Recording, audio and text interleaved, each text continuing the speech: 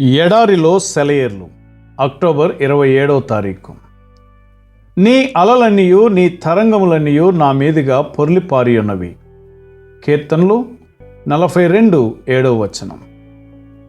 దేవుడు నిన్ను ఉంచిన చోటే స్థిరంగా నిలబడి నీ శక్తి వంచన లేకుండా పనిచెయ్యి. దేవుడు మనకు పరీక్షలు పెడుతుంటాడు.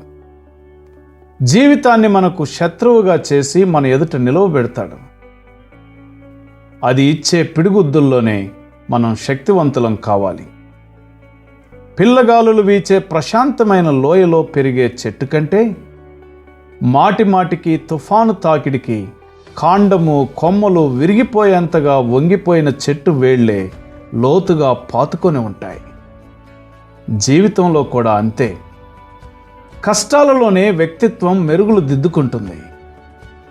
నీ అలలన్నీయు నీ తరంగములన్నీయు నా మీదుగా పొర్లిపారి ఉన్నవి.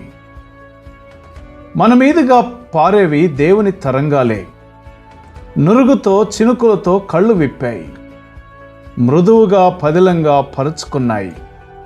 క్షేమంగా మనల్ని ఇంటికి చేర్చాయి. మన మీదుగా పారేవి దేవుని తరంగాలే. వాటి మీద నడిచాడు యేసు. ప్రార్థనకు జవాబు రాని వేళ, సాయం కోసమో భీకర నిశ్శబ్దంలో మన తోడు కోసమో నడిచి వచ్చాడు. మన మీదుగా పారేవి దేవుని తరంగాలే. ఆగని తుఫాను వరవడిలో శ్రమపడిన, ఘోష పెడుతూ కడలి గోల చేసిన ఆయన మాటకి అన్నీ మౌనం వహిస్తాయి.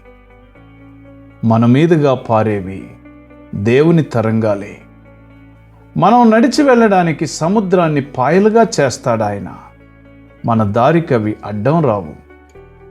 మన మీదుగా పారేవి దేవుని తరంగాలే. వాగ్దానం చేశాడాయన. మారనిది ఆయన ప్రేమ. మనతో ఉండి దారి చూపి నడిపిస్తాడు. క్షేమంగా తన ఆశ్రయానికి చేరుస్తాడు. అట్టి దేవుని శక్తిని అనుదినము పొందినట్లుగా ప్రభువు మనకు సహాయం చేయనుగాక. ఆమెన్.